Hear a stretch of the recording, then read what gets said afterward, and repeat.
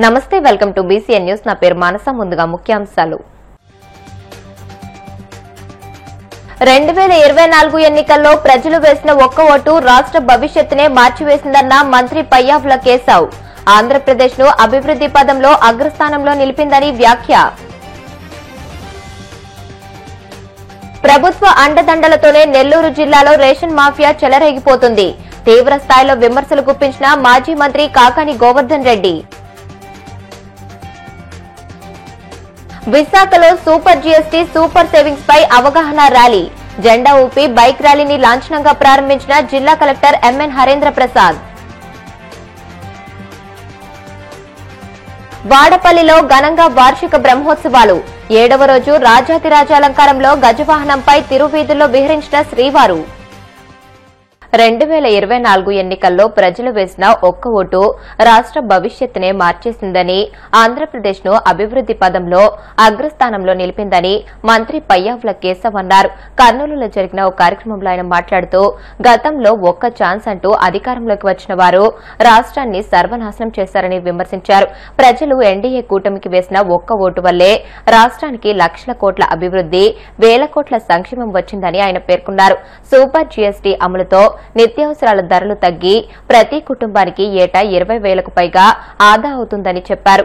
ఈ ప్రయోజనాలను ప్రజల్లోకి తీసుకువెళ్లేందుకు ముఖ్యమంత్రి ఆదేశాలతో మంత్రి లోకేష్ నేతృత్వంలో ఒక బృందం 98,000కు పైగా కార్యక్రమాలు నిర్వహించిందని గుర్తు చేశారు. 2024లో ఎన్డీఏ కూటమికి మీరేసినటువంటి ఓటు ఈ రాష్ట్ర భవిష్యత్తును మార్చింది. ఒక్క ఛాన్స్ అంటూ వచ్చిన వారు రాష్ట్రాన్ని సర్వనాశనం చేశారు. ఒక ఓటు, కూటమికి వేసినటువంటి ఒక ఓటు 100 లాభాలను కలిగించింది. ఒకే ఒక సంవత్సరంలో కలిగించింది. ఒక ఓటు లక్షల కోట్ల అభివృద్ధి, ఒక ఓటు వేల కోట్ల సంక్షేమం, ఒక ఓటు పోలవరానికి 12,500 కోట్లు, ఒక ఓటు అమరావతికి 15,000 కోట్లు, ఒక ఓటు విశాఖ ఉక్కుకి 11,450 కోట్లు, ఒక ఓటు విశాఖకు రైల్వే జోన్, ఒక ఓటు నేషనల్ హైవేస్ కు 70,000 కోట్లు, ఒక ఓటు రైల్వే ప్రాజెక్టులకు 70,000 కోట్లు, ఒక ఓటు కొప్పర్తి ఓర్వకల్లు ఇండస్ట్రియల్ కారిడార్, ఒక ఓటు 1,00,000 కోట్ల బీపీసీఎల్ రిఫైనరీ, ఒక ఓటు 1,00,000 కోట్ల ఆర్సిలర్ మెటల్, ఒక ఓటు 16,000 డిఎస్సి ఉద్యోగాలు, ఒక ఓటు 65 లక్షల మందికి తల్లులకు వందనం తో 15,000, ఒక ఓటు రైతులకు భరోసా డబ్బులు, ఒక ఓటు ఉచిత బస్సు, ఒక ఓటు ఉచిత సిలిండర్లు, ఒక ఓటుతో ఇప్పుడు సూపర్ జీఎస్టీ పేరుతో ధరల తగ్గింపు, ప్రతి కుటుంబానికి సంవత్సరానికి 20,000కు పైగా ఆదా కలిగేలాగా, టూత్ పేస్ట్ నుండి సబ్బుల నుండి సిమెంటు స్టీల్ వరకు, రైతులు కొనేటువంటి ట్రాక్టర్ల వరకు, తినే పదార్థాల మీద ప్రతి కుటుంబంలో ప్రతిరోజు చేకూరేటువంటి లబ్ధి సూపర్ జీఎస్టీతో చేసినటువంటి ఈ జబ్ది ఇంటింటికి తీసుకెళ్లడానికి నారా చంద్రబాబు నాయుడు గారి ఆదేశాలతో నారా లోకేష్ గారి నేతృత్వంలో ఒక టీం పనిచేసింది. Prime minister Saab, we have conducted more than 98,000 street corner meetings, awareness camps in the schools, hospitals, in every street on the outreach program on the GST, sir. ఒక ఓటుతో నిన్నటికి నిన్న భారత ప్రధానమంత్రి గారి ఆశీస్సులతో, నారా చంద్రబాబు నాయుడు గారి, లోకేష్ గారి ఆలోచనలతో ఈ రాష్ట్ర భవిష్యత్తును, దిశను మార్చేటువంటి గూగుల్ సంస్థ విశాఖలో పెట్టుబడులకు కారణం ఈ కూటమి నేతృత్వం అనేటువంటిది ఈ సందర్భంగా చెప్తున్నా. నిన్న నకిలీ మద్యం, నేడు రేషన్ బియ్యం అక్రమ రవాణా దందా, ఇలా అధికార తెలుగుదేశం నేతల దోపిడీ బాగోతాలు రోజుకొకటి బయటపడుతున్నాయని మాజీ మంత్రి, వైసీపీ నెల్లూరు జిల్లా అధ్యక్షుడు కాకాని గోవర్ధన్ రెడ్డి మండిపడ్డారు. నెల్లూరు జిల్లా పార్టీ కార్యాలయంలో ఆయన మీడియాతో మాట్లాడుతూ, రేషన్ మాఫియాలో వాటాల పంపకాల్లో తేడాలు రావడంతో ఈ దందాను టీడీపీ నేత నూడా చైర్మన్ స్వయంగా బయటపెట్టారని అన్నారు. జిల్లా మంత్రి నారాయణ అనుయాయులే ఈ మాఫియాలో కీలక పాత్ర పోషిస్తున్నారంటూ నూడా చైర్మన్ వెల్లడించడంతో దానిపై విచారణ చేయాల్సింది పోయి మన తప్పులను మనమే బయటపెట్టుకుంటామా అంటూ మంత్రి నారాయణ మండిపడ్డం మరింత ఆశ్చర్యం కలిగిస్తుందని అన్నారు. నెల్లూరు జిల్లా కేంద్రంగా టీడీపీ నేతల రేషన్ బియ్యం అక్రమ దందాను వైసీపీ అడ్డుకుంటుందని, దీనిపై పోరాడుతుందని ఆయన పేర్కొన్నారు. బహిర్గతపరచడం జరిగింది. బహిరంగంగా ఈ రోజు మాట్లాడేటువంటి పరిస్థితి దాపరించింది. ఇప్పుడు ప్రజలందరికీ అర్థమైపోయింది సీజ్ ద షిప్ ఎంత ఫేమస్ డైలాగ్. అది సీజ్ ద షిప్ అనేటువంటిది ఒక డ్రామా అనేటువంటిది అర్థమైంది. దాన్ని చూపించి మేము నకిలీ మద్యం అరికడతాం, రేషన్ బియ్యం మాఫియాని ఎక్కడికి తరలిపోకుండా చూస్తామని చెప్పి సీజ్ ద షిప్ అంటూ ఆ వెంటనే దానికి సంబంధించినటువంటి మాఫియా వ్యవహారాలు కూడా ఆంధ్ర రాష్ట్రంలో విచ్చలవిడిగా దోచుకోవడం అనేటువంటిది, పేదలకు సంబంధించినటువంటి బియ్యాన్ని దోచుకునేటువంటి కార్యక్రమం ప్రారంభించింది. నెల్లూరు జిల్లాలో గత 16 నెలలుగా అనేక సందర్భాల్లో కూడా మాట్లాడాం. రేషన్ మాఫియా విచ్చలవిడిగా రేషన్ బియ్యానికి సంబంధించి అక్రమంగా తరలించి ఈరోజు సొమ్ము చేసుకునేటువంటి పరిస్థితి ఏర్పడింది. కేవలం నేను చెప్పినట్టుగా వాటాలలో తేడాలు రావడంతోనే ఈరోజు టీడీపీకి సంబంధించినటువంటి వాళ్ళే కొట్టుకుంటూ ఈరోజు దాని గురించి బయట పెట్టుకుంటూ రకరకాలైనటువంటి విమర్శలు చేసేటువంటి పరిస్థితి రావడం జరిగింది. వీటన్నిటికీ పరాకాష్ఠ ఏంటంటే నోడా చైర్మన్ ఒక ప్రెస్ మీట్ పెట్టి దాని మీద బహిరంగంగా ఆరోపణలు చేయడం. ఎవరు దీని వెనక ఉన్నారు అని అంటే ఆయన చెప్పాడు, అధికార పార్టీకి సంబంధించినటువంటి వ్యక్తులే దీని వెనక ఉన్నారు, వాళ్ళ అండదండలతోనే ఈరోజు పౌర సరఫరాలకు శాఖకు సంబంధించినటువంటి అధికారులు కూడా వాళ్ళకు వంటబాడుతున్నారు. ఇవన్నీ పూర్తి స్థాయి విచారణ జరపాలి. ఎవరైతే దీని వెనక ఉన్నారో వెనక ఉన్నటువంటి రేషన్ మాఫియా దొంగలతో పాటు అధికారులు వంటపాడుతున్నటువంటి అధికారుల మీద కూడా విచారణ చేపట్టాలని చెప్పి నాదెండ్ల మనోహర్ గారిని ఈరోజు కోరడం, అదేవిధంగా పవన్ కళ్యాణ్ గారిని కూడా డిమాండ్ చేశారు. ఎందుకంటే ఆ శాఖని జనసేనకు సంబంధించినటువంటి కూటమిలో వాళ్ళకి కేటాయించారు కాబట్టి ఆ పార్టీకి సంబంధించినటువంటి నాదెండ్ల మనోహర్ కి పవన్ కళ్యాణ్ కూడా ఆయన చెప్పడం జరిగింది, ఇది సంబంధించి ఈ విధంగా ఉంది అని చెప్పినాను. ఆ మాటలోనే అర్థమైంది ఈ మాఫియా వెనక మంత్రి నారాయణకి సంబంధించినటువంటి వ్యక్తులు ఎవరైతే ఉన్నారో వాళ్ళ హస్తం ఉందనేటువంటిది, పౌర సరఫరా శాఖల మీద వాళ్ళ పెత్తనం చేస్తున్నారు అనేటువంటిది కూడా నర్మగర్భంగా కూడా అది నేరుగానే చెప్పడం జరిగింది. దాంతోపాటు అక్రమ రవాణా చేసే వాళ్ళందరినీ కూడా ఒక జట్టుగా చేర్చి ఈ దందా నిర్వహిస్తున్నారు అని చెప్పడం జరిగింది. కూటమి పార్టీకి సంబంధించి అధికార తెలుగుదేశం పార్టీలో ఒక నోడా చైర్మన్ గా వ్యవహరిస్తున్నటువంటి వ్యక్తే ఈ జిల్లాలో జరిగేటువంటి రేషన్ అక్రమాలను తట్టుకోలేక బహిరంగంగా ప్రెస్ మీట్ పెట్టి మాట్లాడాల్సి వచ్చింది అంటే అధికారులకు చెప్పుండొచ్చు, అధికారులు లెక్క చేసి ఉండకపోవచ్చు, ఖాతరు చేసి ఉండకపోవచ్చు. వీటన్నిటికీ సంబంధించి ఈరోజు బహిరంగంగా ప్రెస్ లో మాట్లాడేటువంటి పరిస్థితి ఏర్పడింది. సాధారణంగా అందరికీ తెలిసి ఆయన కూడా మామూలుగా నగరంలో ముగ్గురు అనంతసాగర్ మండలానికి చెందినటువంటి వాళ్ళు వీళ్ళందరూ మాఫియాగా మారి ఈ కార్యక్రమాన్ని యథేచ్ఛగా నిర్వహిస్తున్నారు అనేటువంటిది బహిరంగ సందర్శన. దీనికి సంబంధించి వీడియో కాన్ఫరెన్స్ లో నారాయణ గారు మాట్లాడుతూ కూటమి ధర్మం, కూటమిలో ఏ విధంగా ఉండాలా అనేటువంటి దాని మీద ఆయన చెప్పినటువంటి మాట ఏంటంటే, కూటమి పాలనలో మీరు ప్రజల సొమ్ము దోచుకున్నా కూడా ఇబ్బంది లేదు, కానీ వీళ్ళలో ఒకరి మీద ఒకరు మాత్రం విమర్శలు చేస్తే సహించేది ఉండదు. అంటే మీరు కనుక ప్రశ్నిస్తే, అంటే కూటమిలో ఉండేటువంటి వాళ్ళు నాయకులు బీజేపీ కావచ్చు, జనసేన కావచ్చు, తెలుగుదేశం కావచ్చు, ఎవరైనా సరే మీరు గళం విప్పి ఈ ప్రభుత్వ పాలన గురించి విమర్శిస్తే ముఖ్యమంత్రి గారి దగ్గర నుంచి మాకు ఇబ్బందికర పరిస్థితులు వస్తున్నాయి, దాని మీద నన్ను అడుగుతున్నారు, ఏమిటయ్యా కూటమిలో ఇన్ని లొకలొకలుంటే నువ్వు ఎందుకని ఉపేక్షిస్తున్నావు అని అడుగుతున్నారు, నాకు చెడ్డ పేరు వస్తుంది అని మాట్లాడాడు. మంత్రిగా ఉన్నటువంటి నారాయణ మాట్లాడాల్సినటువంటి మాటలు అవి కాదు.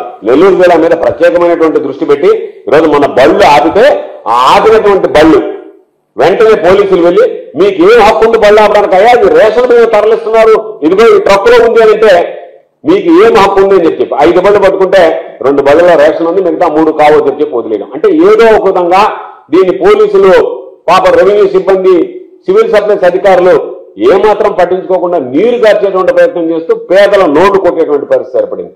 కాబట్టి ఇది దారుణమైనటువంటి విషయం. ఇది సాదాసీదాగా తీసుకోవడం విషయం కాదు. దీన్ని సాదాసీదాగా తీసుకున్నటువంటి ఆ మంత్రి గారు విజ్ఞతగా వదిలేస్తున్నాం. ఆయన తీసుకున్నటువంటి నిర్ణయాలు, ఆయన మాట్లాడినటువంటి ఆడియోలు. కాబట్టి ఖచ్చితంగా రాబోయేటువంటి రోజుల్లో మీరు పేదల కడుపు కొట్టి, పేదల నోళ్లు కొట్టి ఈ రేషన్ బియ్యం మాఫియాకు సంబంధించి మేము విచ్చలవిడిగా ఇదే రీతిలో చెలరేగుతామంటే తప్పనిసరిగా వైఎస్ఆర్ కాంగ్రెస్ పార్టీ దీని మీద పోరాటం చేస్తుంది. వైఎస్ఆర్ కాంగ్రెస్ పార్టీ శ్రేణులు మేము ఎక్కడికక్కడ అడ్డుకునేటువంటి ప్రయత్నం చేస్తాం. మీరు కేసులు పెట్టినా మీరు ఏ విధంగా ఉన్నా సరే ఈరోజు మీరు ఏ విధంగా అనుకుంటున్నారంటే దోపిడీ అనేటువంటిది మా జన్మ హక్కు అన్నట్టుగా ఈరోజు తెలుగుదేశం పార్టీకి లేదా కూటమికి సంబంధించినటువంటి పెద్దలు మాట్లాడడం ఇది సరైనటువంటి పద్ధతి విధానం కాదు. నాదెండ్ల మనోహర్ గారు కూడా అలాంటి వ్యాఖ్యలు చేయడం సరికాదు. విశాఖ జిల్లా ప్రజల్లో సూపర్ జీఎస్టీ సూపర్ సేవింగ్స్ పై అవగాహన పెంచడానికి జిల్లా కలెక్టరేట్ ఆధ్వర్యంలో బైక్ ర్యాలీ నిర్వహించారు. జిల్లా కలెక్టర్ ఎంఎన్ హరేంద్ర ప్రసాద్ జెండా ఊపి ఈ ర్యాలీని లాంఛనంగా ప్రారంభించారు. ర్యాలీలో అధికారులు సిబ్బంది పాల్గొని జీఎస్టీ విధానం ఆర్థిక ప్రయోజనాల గురించి ప్రజలకు అవగాహన కల్పించారు. విశాఖపట్నం జిల్లా విశాఖపట్నం నగరంలో కలెక్టరేట్ లో బైక్ ర్యాలీ నిర్వహించడం జరిగింది. సూపర్ జీఎస్టీ సూపర్ సేవింగ్స్ కార్యక్రమంలో భాగంగా రవాణా శాఖ వారి ఆధ్వర్యంలో ఈ బైక్ ర్యాలీ అనేది ప్రజలకు జీఎస్టీ ద్వారా వచ్చే సేవింగ్స్ గురించి అవగాహన కల్పించడానికి ఏర్పాటు చేయడం జరిగింది.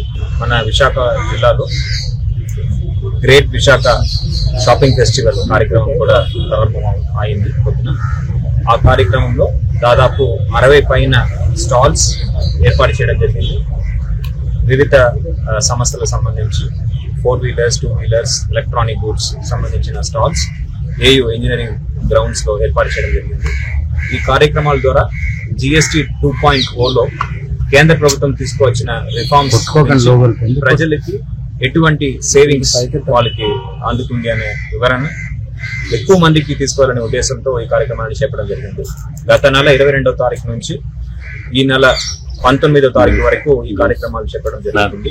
గిఫ్ట్ అని చెప్పాలి, దివాళీ దసరా గిఫ్ట్ అని జిఎస్టీని చెప్పాలి. దాదాపు 80,000 నుంచి 1,00,000 పైన సేవింగ్స్ ఎస్పెషలీ 4 వీలర్స్ కొంటే ప్రజలకు వచ్చే అవకాశం ఉంది. దీని ద్వారా ఒక మల్టిప్లయర్ ఎఫెక్ట్ ఎకనామీలో ఉంటుంది. దీని ద్వారా మన ఆర్థిక వ్యవస్థ ఇంకా బలపడుతుంది. త్వరలోనే అంతర్జాతీయ స్థాయిలో ఒక థర్డ్ పొజిషన్ కి India as economic super power రావడానికి అవకాశం ఉంటుందని భావిస్తున్నాము. ప్రజలు ఈ జిఎస్టీ రిఫార్మ్స్ వల్ల బెనిఫిట్ పొందాలని సందర్భంగా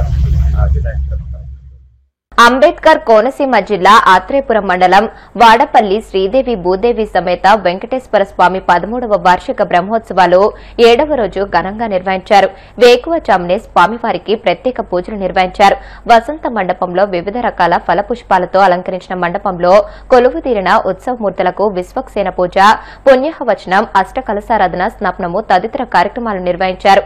వైకానస ఆగమ శాస్త్ర ప్రకారం కండవల్లి వరప్రసాదాచార్యులు బ్రహ్మత్వంలో వేద పండితులు, అర్చకులు లక్ష తులసి పూజ కన్నుల పండుగగా నిర్వహించారు. అంతరాలయంలో తిరుప్పావడ సేవ నిర్వహించారు. అశేష భక్తజనం పాల్గొని స్వామివారిని దర్శించుకున్నారు. రాత్రి రాజాదిరాజ అలంకారంలో శ్రీవారు గజవాహనంపై అధిరోహించి తిరవీధుల్లో విహరించారు. ఈ సందర్భంగా కళాకారుల ప్రదర్శనలు అలరించాయి.